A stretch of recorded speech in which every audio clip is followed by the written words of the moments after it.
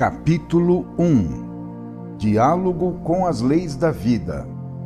Observando o mundo que nos circunda, é fácil constatar que não há fenômeno cujo desenvolvimento não seja dirigido por uma lei própria, como um trilho já feito sobre o qual ele caminha.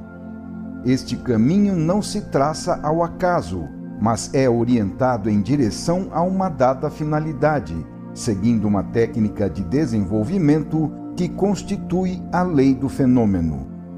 Tudo isto é mais evidente no plano físico e dinâmico, o domínio da ciência. Assim, os fenômenos movem-se em um regime de planificação pré-estabelecida, que os enquadra dentro de uma ordem definida, necessária para que não se desmorone tudo no caos.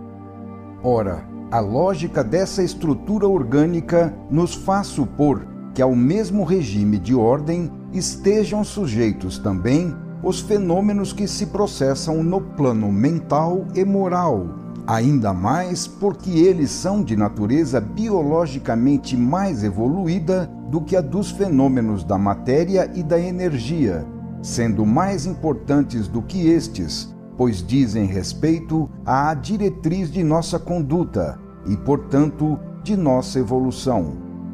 E neste caso, trata-se do elemento humano, que é mais avançado na escala evolutiva.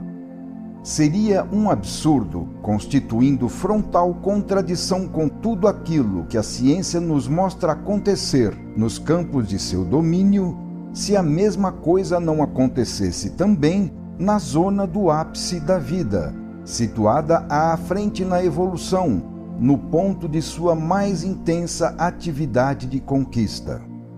A razão nos diz que, além do universo da matéria e da energia, deve haver também um universo do espírito, constituído pelos imponderáveis valores morais e ideais, com base em outra ordem de fenômenos, regulados, como acontece com todos os outros, por leis que disciplinam o seu funcionamento. Até aqui estamos no terreno da lógica, identificando um campo que, segundo o raciocínio nos indica, deve existir. Ora, esta premissa nos autoriza a admitir, como hipótese de trabalho, a existência de leis que regulam tais fenômenos, permitindo assim nos lançarmos à pesquisa delas, para conhecer a técnica de seu funcionamento. Isto é o que neste livro nos propomos fazer. Ponhamo-nos, então, num terreno prático, positivo, analítico e experimental. Já realizamos o início desta pesquisa e aqui oferecemos seus primeiros resultados para que possam ser utilizados e também desenvolvidos posteriormente após esta fase inicial. Não procuraremos persuadir o leitor com dissertações teóricas, mas colocaremos sob seus olhos, sobretudo, os fatos e os resultados da análise dos mesmos.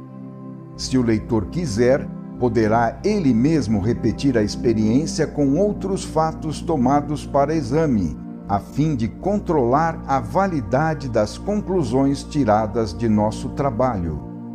A nova pesquisa é possível e pode se tornar tanto mais profunda quanto mais longamente ela for executada. Nós aqui estamos apenas debruçados sobre os umbrais de um novo mundo, do qual só nos aparece uma primeira revelação. Basta isto, porém, para nos fazer pressentir que a estrada a percorrer neste sentido é longa e vai muito mais longe. Não porque nos consideremos descobridores, mas porque há fatos que provam a presença de leis neste campo e que podem ser verificados por todos, em todos os lugares e a todo momento, sempre prontos a revelar a qualquer um que os observe como é regulado o seu funcionamento. Tais fatos, nos quais se manifestam aquelas leis, já acontecem em todos os lugares, de modo que a descoberta deles pode ser feita por qualquer um. Conhecer estas leis para depois se adequar a elas significa possuir a arte da conduta certa e, portanto, poder gozar de todas as vantagens decorrentes dela, evitando todos os danos que derivam, como consequência fatal, de qualquer erro cometido contra aquelas leis. Estamos fazendo um discurso utilitário, coerente com a realidade da vida, que é utilitária, e o fazemos num momento em que o homem passa da fase infantil à de adulto, razão pela qual ele é capaz de compreendê-lo.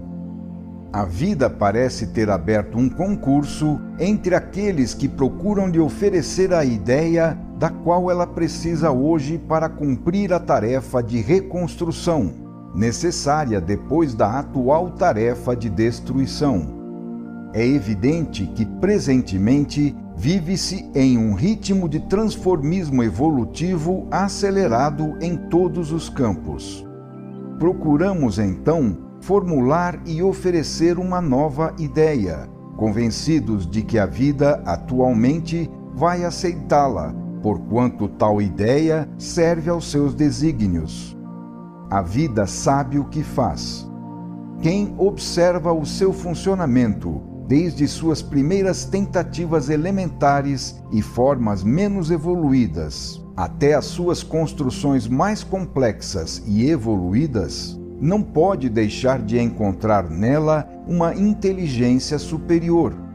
Ainda que contenha males e imperfeições, a vida sempre vence e avança. Se ela, além de suas formas, é constituída também de uma inteligente diretriz de funcionamento, é inegável, então, que deve ser possível comunicar-se com essa inteligência para se compreender qual é o seu pensamento e a sua vontade. Ora, comunicar-se significa estabelecer um diálogo no qual se propõem questões e se obtêm respostas. Isto é exatamente o que procuramos fazer, baseando-nos na lógica indicada, dado que esta era a estrutura do fenômeno, onde o diálogo deve ser possível. Chegando a este ponto, trata-se de resolver o problema de como conseguir estabelecer esse diálogo. É certo que a vida pensa, e vemos seus efeitos, que nos revelam uma extraordinária sabedoria. Mas a vida não formula seu pensamento com palavras, como nós o fazemos. Ela não fala, simplesmente age. Sua linguagem é concreta, manifestando-se materializada nos fatos. Então, para entender tal linguagem, é necessário observar os fatos. Trata-se de descobrir neles aquele pensamento subterrâneo que se esconde sepulto no íntimo da realidade. Mas se ele foge a nosso exame, como apreendê-lo então? Há momentos, como o atual, de trabalho febril por parte das forças da vida. São momentos de revolução, de realizações urgentes, de explosões decisivas, em que a pressa e o ímpeto das realizações fazem que se rasgue o véu atrás do qual a vida se protege, como costuma fazê-lo nos pontos mais nevrálgicos e preciosos de sua organização, principalmente no tocante à sua direção. Na série de fatos que exporemos, anotamos exatamente os casos e momentos mais evidentes, nos quais nossa análise pôde colher, mais a descoberto, o pensamento da vida. Nós os estudamos em seu desenvolvimento, observando a estrutura e o conteúdo das leis que regem o seu funcionamento, o que nos possibilitou ver, assim, a sua técnica funcional. No seu plano teórico, este trabalho já foi por nós realizado em outros livros.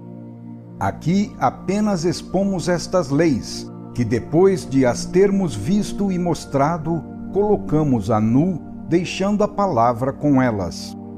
Neste livro, em vez de apresentarmos as ideias, deixaremos que o leitor escute nos fatos aquilo que a vida diz, para ver com seus próprios olhos qual é o pensamento dela, observando o seu comportamento em determinados casos. Assim, em vez de uma dissertação genérica sobre as leis da vida, este livro deseja ser vivo e constituir um trabalho de aplicação em detalhes, apoiado sobre uma série de casos típicos tomados para exame.